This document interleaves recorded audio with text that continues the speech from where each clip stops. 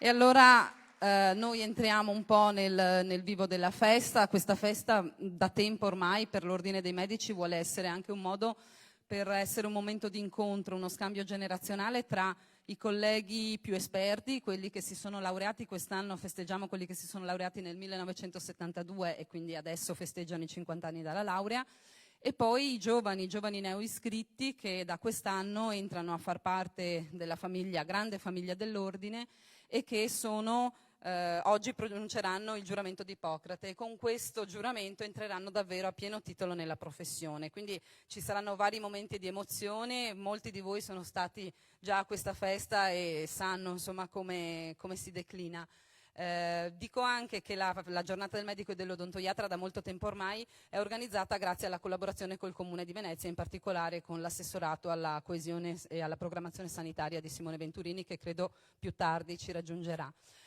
Via alla festa, e devo assolutamente chiamare i padroni di casa, e cioè Giovanni Leoni, presidente dell'Omceo veneziano e vicepresidente FNOMCEO, e Giuliano Nicolin, presidente della CAO, la Commissione Albo Odontoiatri veneziana.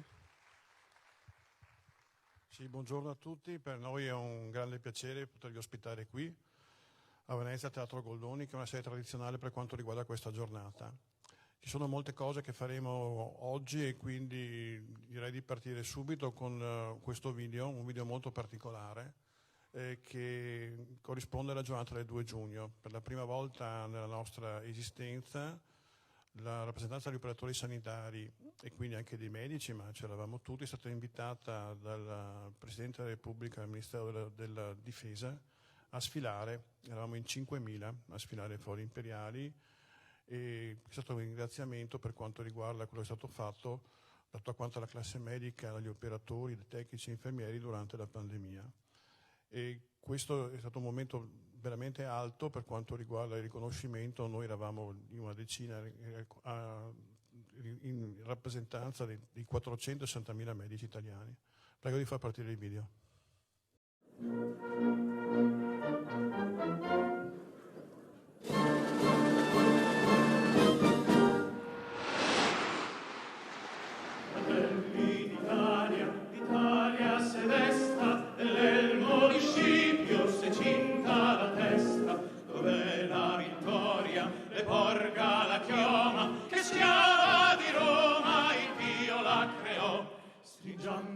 Corte, siamo pronti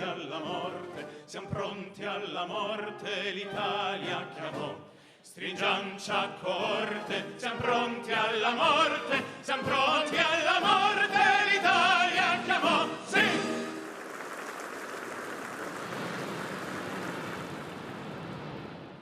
Passo la parola al Presidente CAO Giuliano Nicolin, che ringrazio di essere qui, Presidente della Commissione Albo Odontoiatri, perché ha scelto di essere qui con noi a Venezia. In questo momento c'è una 3 giorni della Commissione Albo Odontoiatri Nazionale con i 103 presidenti di ordine, però alla fine noi ci abbiamo qui. Grazie Giuliano.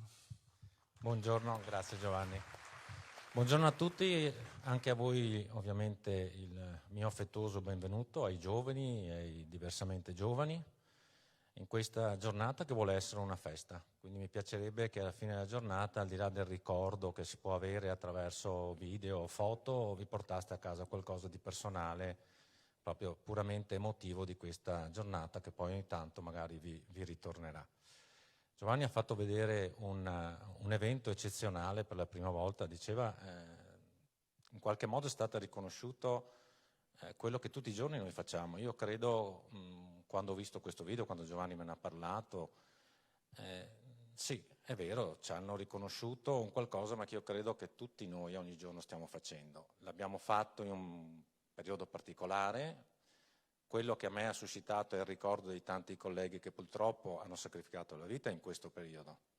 E quindi questo è quello che mi rimane di questa sfilata. Sono convinto che noi tutti i giorni ci applichiamo con la stessa dedizione, con la stessa passione, spesso sopportazione, perché abbiamo scelto una professione particolare, che non mi stancherò mai di dirlo, è bellissima, costa molto, non solo a noi, e quindi qui mi aggancio a chi vi ha accompagnati oggi in questo teatro, alle famiglie, ai nostri con consorti, compagne o compagni, perché stare vicino a chi tutti i giorni pratica una professione come la nostra non è sempre così semplice, e quindi se riusciamo a farlo, se abbiamo anche un po', nonostante tutto, di tranquillità nel continuare a farlo, tanto lo dobbiamo anche a loro. Quindi a voi tutti, veramente tutti qui presenti, una bellissima mattinata, e mi permetto di dire godetevi, perché questa deve essere, noi vogliamo che sia una festa. Grazie. Grazie Giuliano. Allora, ci sono tanti amici che sono qui con noi, io mi permetto di chiamarli amici perché veramente ci accompagnano in tantissime delle nostre iniziative. Prima però di far salire sul palco gli ospiti, è arrivata dalla Regione, dal Presidente Luca Zai e dall'Assessore Manuela Lanzarin, l'assessore alla salute, una lettera perché non sono potuti essere qui con noi, e quindi il Presidente Leoni la legge. Lettera del Presidente della Regione Veneto, dottor Luca Zaia. Pregiatissimo Presidente Leoni, ho ricevuto e gradito invito alla giornata del medico e odontoiatra che avrà luogo il 1 ottobre 2022. Purtroppo impegni istituzionali concomitanti non mi consentono di essere presente a questo rilevante appuntamento. Nel ringraziarla, colgo l'occasione per porgere a lei e a tutti i presenti i miei più cordiali saluti.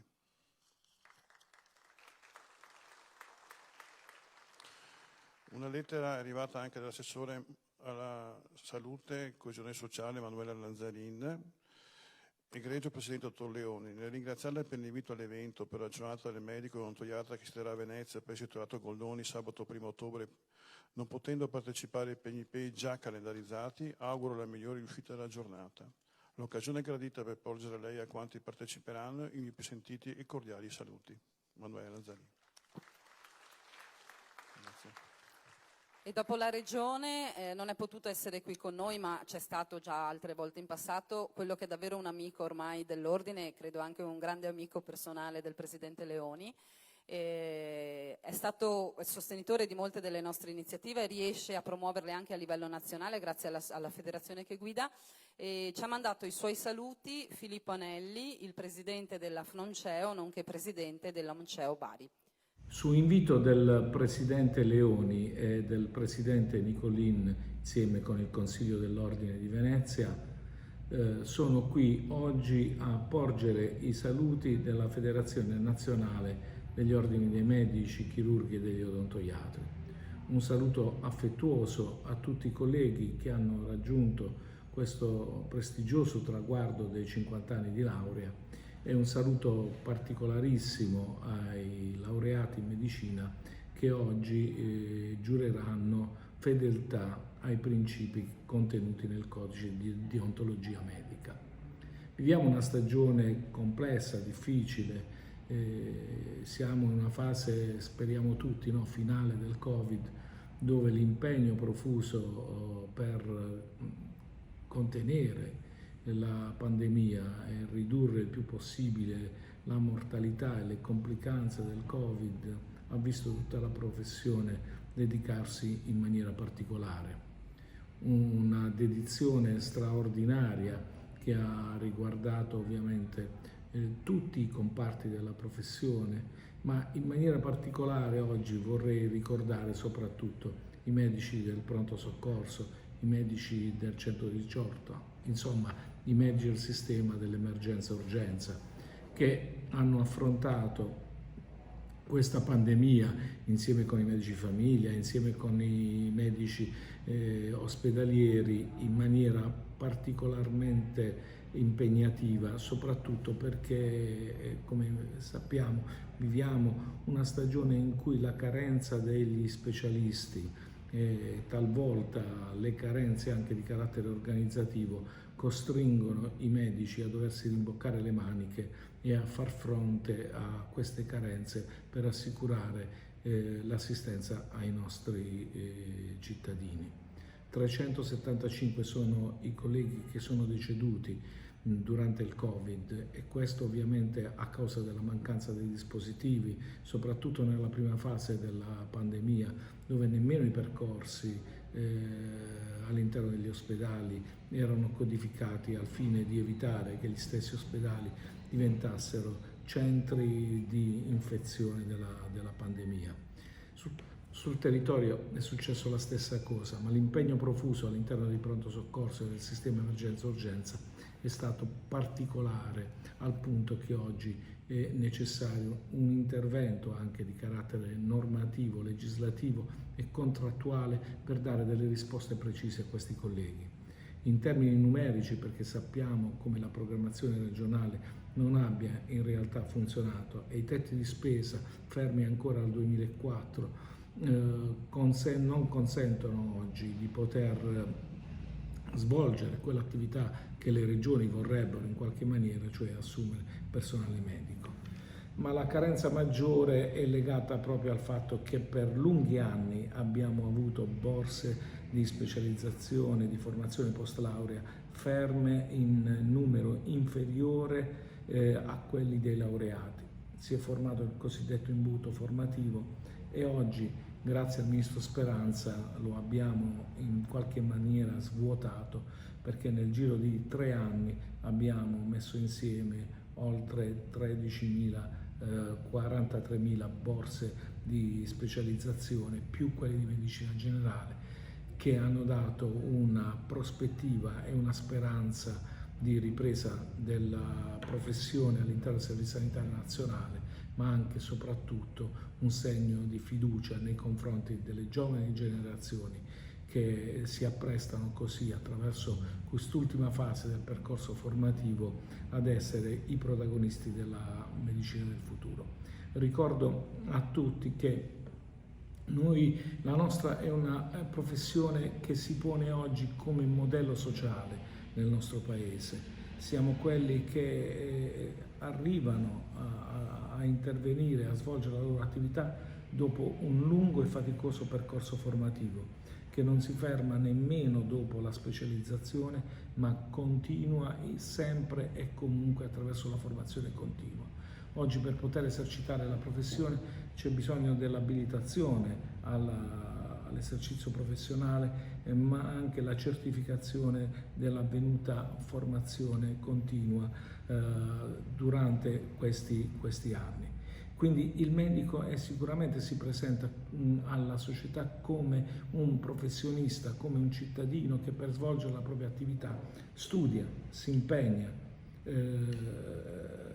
acquisisce competenze che non possono non essere validate e certificate. E poi soprattutto il fatto che vincola quelle competenze a quelli che sono i contenuti del codice di deontologia medica. Oggi voi giurerete, e questo giurare non può essere considerato solo un rito che viene da una ancestrale o lontana tradizione, che è quella ippocratica. No, oggi è un passaggio importante per ognuno di voi, perché ognuno di voi sa che le proprie competenze, le proprie abilità acquisite nel percorso formativo li mette a disposizione della società e del singolo cittadino, nel rispetto della Carta Costituzionale e il rispetto di quei diritti, il diritto alla vita, il diritto alla salute, il diritto a considerare gli uomini tutti uguali davanti alla salute, il diritto all'autodeterminazione del cittadino, il diritto alla libera scienza, il diritto alla libera ricerca, sono proprio possibili oggi grazie alle competenze e grazie alle abilità acquisite dai medici. Il mio augurio è che voi possiate sempre di più diventare autorevoli in questa società, autorevoli perché portatori di principi e di un'etica deontologica e professionale straordinaria che deriva da millenni di tradizione, insieme alle capacità e alle competenze che la scienza ci mette a disposizione. Auguri!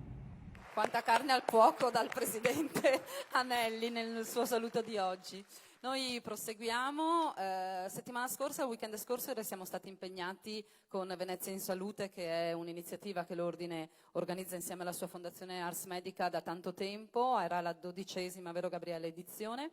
e c'era la Fonomceo con noi, c'era l'EMPAM, quindi rilievo nazionale, ma c'erano anche le aziende sanitarie del territorio, un territorio che vi ricordo è abbastanza vasto nella nostra provincia, perché si parte da Chioggia, si passa per Venezia e la terraferma, si arriva fino al litorale e alle spiagge del Veneto orientale. Io vorrei chiamare sul palco il direttore generale dell'ULSS 3 Serenissima, Edgardo Contato, per un saluto.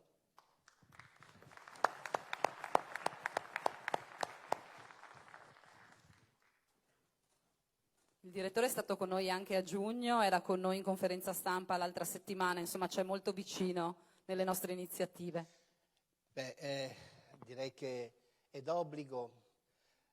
Voi medici siete la forza di questa azienda, siete il motore di questa azienda e io non posso fare a meno di apprezzare il sacrificio, la dedizione, l'attenzione, la formazione che ogni giorno voi mettete nei vostri atti. Quindi essere qui a giugno con gioia, perché dopo tanto tempo, dopo tanti sacrifici, si ricominciava a vivere, si ricominciava a socializzare, e soprattutto a Venezia, che è una città di relazioni, riuscire a festeggiare assieme tutti i medici questa grande vittoria sul Covid, per me è stato un momento di commozione ed orgoglio. Oggi qui noi prendiamo atto che sì, se abbiamo fatto tanto, ancora qualcosina ci manca, perché la paura che questo virus rialzi la testa è ancora in tutti noi. I nostri ospedali continuano a soffrire, i nostri medici continuano quotidianamente ad adattare i loro comportamenti proprio in funzione di questa esigenza di dare una risposta precisa ai cittadini, ai pazienti che entrano nei nostri ospedali. E quindi noi dobbiamo guardare avanti, dobbiamo continuare su questa strada, su questa lotta, su questa necessità di essere un punto di riferimento per tutta la comunità. Il Presidente Anelli ha dato tanti spunti, anche la bellezza di quelle immagini del riconoscimento formale ai medici che hanno partecipato ad una battaglia e il 2 giugno hanno avuto il diritto di festeggiare questa vittoria. A mio avviso offre tanti spunti, offre la memoria a quelle persone, a quei colleghi che, come in tutte le battaglie, purtroppo non ce la fanno. E a loro e alle loro famiglie, a mio avviso, va dato tanto, tanto rispetto. E poi c'è da fare anche qualche riflessione. Ma ci voleva una pandemia per capire che per fare la sanità servono i medici? Bisognava aspettare 100 anni, perché questo è l'intercalare delle pandemie, per rendersi conto che la sanità, per fare sanità, occorrono le persone competenti in grado di gestire quel bene, quel patrimonio comune enorme? Ci voleva una pandemia per capire che senza la salute non c'è ricchezza. L'abbiamo visto qui a Venezia. Venezia, 1 anno e mezzo fa, era deserta. Oggi è una città viva. E chi è che ha reso possibile questo? Il concerto degli interessi di tutti i cittadini, ma il motore sono stati i medici, sono stati tutti i sanitari che hanno sacrificato anche la loro vita per dare un'opportunità in più alla popolazione. Quindi dover partecipare ad una guerra per avere 40.000 specializzandi mi sembra un po' troppo. E qui apriamo un focus sulla mancanza di programmazione e sul fatto che la sanità per anni è stata considerata un luogo di saccheggio, perché prima veniva il MEF e poi veniva la salute dei cittadini. Oggi ci siamo resi conto che per avere ricchezza abbiamo bisogno di salute. E questo, a mio avviso, spero che, siccome passiamo da un'emergenza all'altra, adesso abbiamo l'emergenza del metano, non vorrei che ci si dimenticasse di questo, perché anche dall'emergenza del metano esce se la popolazione è sana ed è in grado di affrontare i grandi sacrifici che le emergenze, che oggi sono tantissime, dall'ambiente alla capacità di generare ricchezza, alla capacità di generare lavoro, ma soprattutto alla base di tutto questo ci sta la salute dei cittadini. Ultima riflessione, scuso di essermi dilungato un po' troppo. Oggi qui noi riconosciamo un sistema, il sistema dell'emergenza-urgenza. Io sono vicino ai colleghi che quotidianamente sono in prima linea, perché lì è la prima linea, è il biglietto da visita delle nostre aziende, è il luogo dove i cittadini si scontrano anche con il servizio sanitario. E uso il termine scontro perché spesso questo accade, perché non c'è l'attenzione e la comprensione dei sacrifici che quotidianamente medici e infermieri in quei luoghi fanno. C'è bisogno di una maggiore attenzione anche lì e spero che le risorse che immagino arriveranno nei prossimi tempi siano in grado anche di creare anche in questo luogo un modo diverso di relazionarsi con la popolazione e che quello non diventi un luogo di scontro, ma che diventi un luogo di accoglienza, perché quello è la porta d'ingresso dei nostri ospedali, dei nostri servizi e lì i cittadini devono essere accolti, accompagnati e anche, a mio avviso, i medici e gli infermieri devono essere rispettati dalla popolazione. Grazie. Grazie direttore.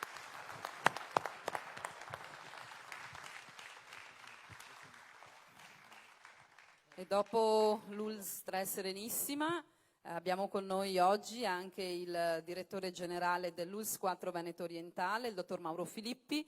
Anche lui è stato con noi a giugno per la prima volta su questo palco, è stato con noi durante Venezia in Salute, lo ringrazio e a lei la parola, direttore. Beh, grazie a voi per l'invito e non potevo assolutamente mancare in un contesto poi che è veramente meraviglioso e bene ha fatto il Presidente a sceglierlo. Tra l'altro mi diceva il collega che quest'anno il teatro fa 400 anni, questo teatro. E mi piace pensare ad alcuni elementi di continuità tra la storia di questo posto dove ci troviamo, che appunto unisce storia, bellezza, ma anche la modernità, e ciò che si festeggia oggi. Si festeggia la medicina, i medici che hanno una forte radice nella storia, ma che sono proiettati alla modernità, all'attualità e la bellezza poi sta nel lavoro che fanno, nel lavoro che fate. Una bellezza a 360 gradi non chiaramente estetica, ma la bellezza di una professione fatta donandosi agli altri, donandosi alle persone. E credo che sia bello anche oggi utilizzare questa giornata per ringraziare tutti i professionisti dell'emergenza urgenza.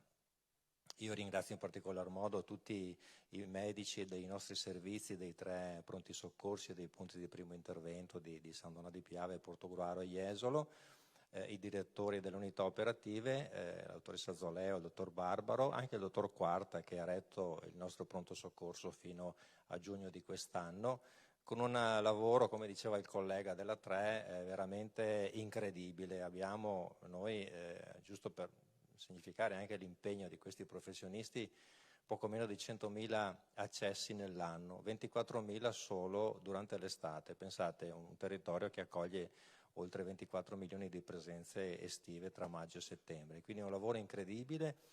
È una pressione enorme, l'abbiamo vista in questi 2 anni da parte dell'utenza che arriva nei pronti soccorsi, con la necessità da parte loro non solo di mettere in campo quella che è l'arte medica, ma anche l'arte della comunicazione, della gestione della relazione con gli utenti, con le loro famiglie, che sempre di più è un elemento che caratterizza anche la vostra professione.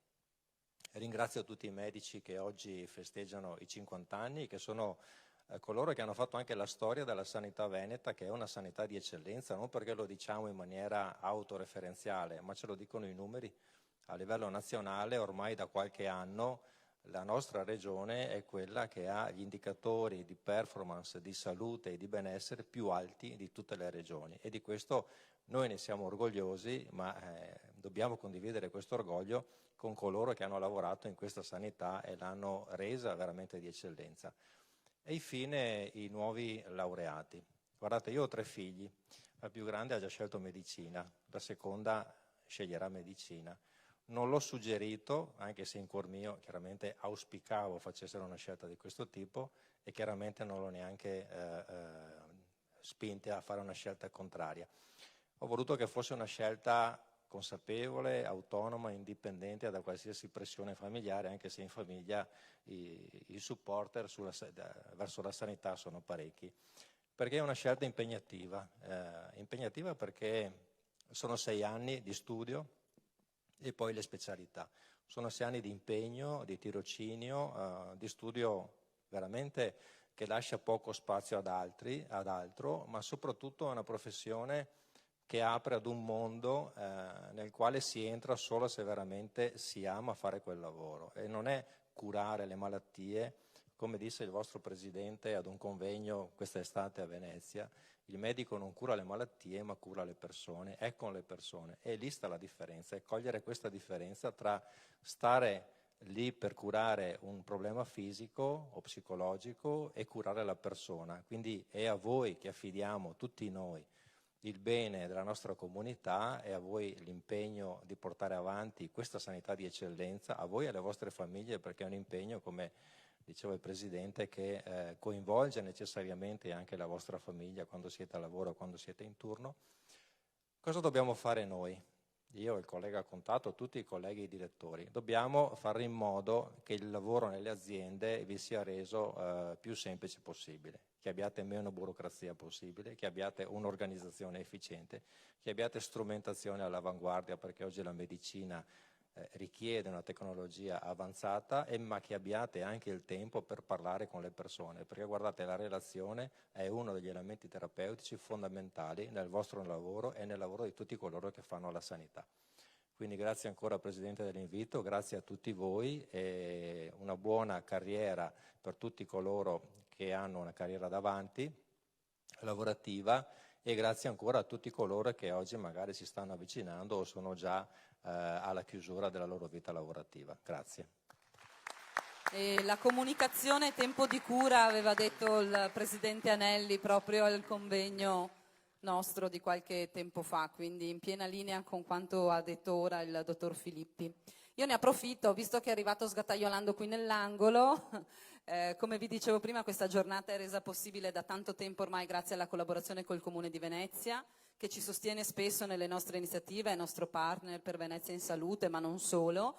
E quindi chiamerei sul palco Simone Venturini, l'assessore alla coesione sociale e alla programmazione sanitaria, per un saluto. Preso al volo. Devo prendere anche fiato. Buongiorno a tutti, scusate, ma ero a un altro convegno molto interessante, le procuratie sempre del Comune, riguardo all'infanzia e all'adolescenza, di come molto spesso anche nella nostra città, a parità di età, non tutti i bambini hanno gli stessi diritti o accesso alle stesse opportunità, e quindi sulla carta siamo tutti uguali, la scuola è gratuita, la sanità è gratuita, dopodiché sappiamo che nell'applicazione concreta molto spesso chi può ha delle chance in più rispetto a chi magari qualche risorsa non ce l'ha, anche e non solo sotto un profilo economico, ma anche di accompagnamento dei genitori alla crescita dei ragazzi. Chiusa parentesi, però, per dire come molto spesso sanità e sociale hanno gli stessi tipi di problemi e opportunità. No? Siamo l'unica regione che ha le aziende sociosanitarie. Esatto, e quindi come l'integrazione, penso ai consultori familiari, penso al lavoro anche di diagnosi di patologie riguardo all'infanzia, sia molto importante e sempre più da rafforzare, quindi saluto i due direttori generali con cui collaboriamo costantemente a livello metropolitano.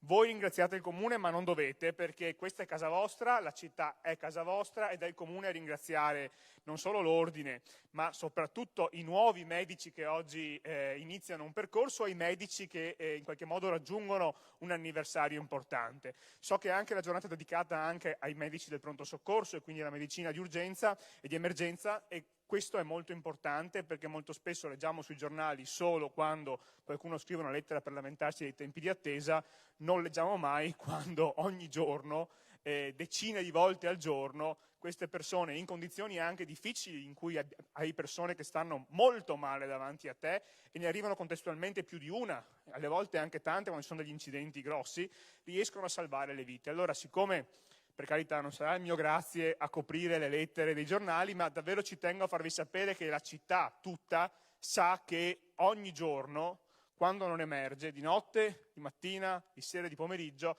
ci sono delle persone che sono lì a salvare vite con le mani nei toraci, davvero per salvare vite umane. Davvero vi siamo davvero molto molto grati.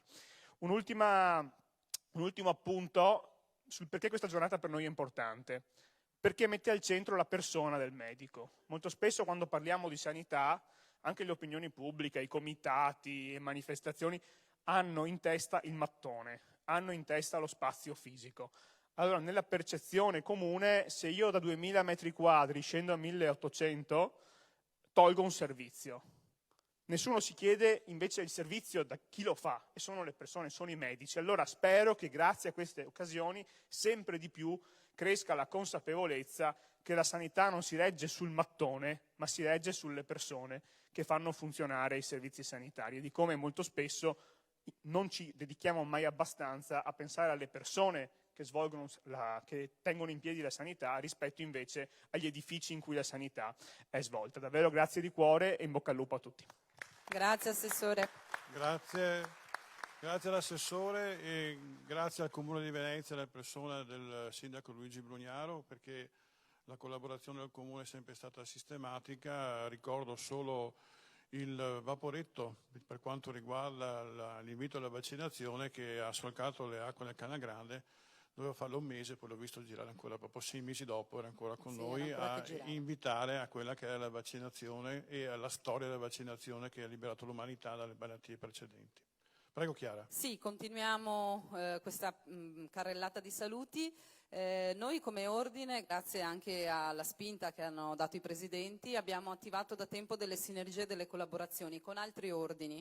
Mai come in quest'ultimo periodo della pandemia si è capito che gli operatori sanitari devono agire con un sentire comune, e quindi anche per Venezia in Salute della scorsa settimana abbiamo avviato queste sinergie con l'ordine delle professioni infermieristiche, per esempio, con cui abbiamo una collaborazione stretta già da un po'. E quest'anno si è aggiunto anche un ordine nuovo. Io lo devo leggere, mi dispiace perché è complicato. L'ordine TSRM PSTRP di Venezia e Padova, in sostanza sono i tecnici sanitari della riabilitazione, e con noi oggi a fare le veci del presidente Andrea Maschera c'è la dottoressa Alessia Cabrini, che è appunto una consigliera dell'ordine. La invito sul palco. Buongiorno dottoressa, benvenuta. Che ci spiegherà la composizione del suo ordine. Sì, volevo solo dirvi che, per farvi un'idea, questo ordine raccoglie 19 professioni sanitarie per un totale di 20.000 professionisti. Sì, è corretto. È un piacere e un onore infatti essere qui in rappresentanza del mio ordine, di cui porto i saluti del presidente, il dottor Andrea Maschera, ricordando appunto che noi professionisti sanitari siamo stati impegnati attivamente in tutti questi 2 anni, diciamo, di pandemia. Siamo 19 professioni sanitarie all'interno dell'ordine tecnici sanitari di radiologia medica e delle professioni sanitarie tecniche della riabilitazione e della prevenzione, quindi 15.000 professionisti in Veneto e oltre 250.000 a livello nazionale. Quindi tutti impegnati, diciamo, per la tutela della sanità in vari ambiti, dalla riabilitazione alla prevenzione, dalla diagnostica strumentale al laboratorio, e non dimentichiamoci anche impegnati appunto nei vaccini e nei tamponi attivamente. Quindi grazie da parte del nostro ordine a celebrare questa giornata importante e questa sinergia, E diciamo. mentre i presidenti le consegnano una targa di riconoscimento, io vorrei ricordare che avevano un gazebo, anzi 2 stand a Venezia in Salute, in cui ricordo delle cose pratiche con i bambini molto carine, quindi è stata una bella esperienza. All'Ordine Professionale Tecnici di Radiologia Medica delle Professioni Sanitarie Provincia di Venezia, nelle persone del Presidente Andrea Maschera, in segno di grande apprezzamento e gratitudine a tutti i colleghi per il profondo impegno a tutela della salute pubblica durante ogni giorno del loro lavoro, giorno e notte. Prego. Grazie mille. Aspetti che facciamo una foto ufficiale con la targa, magari se Giovanni riesci a tirarla su che si veda. Ecco.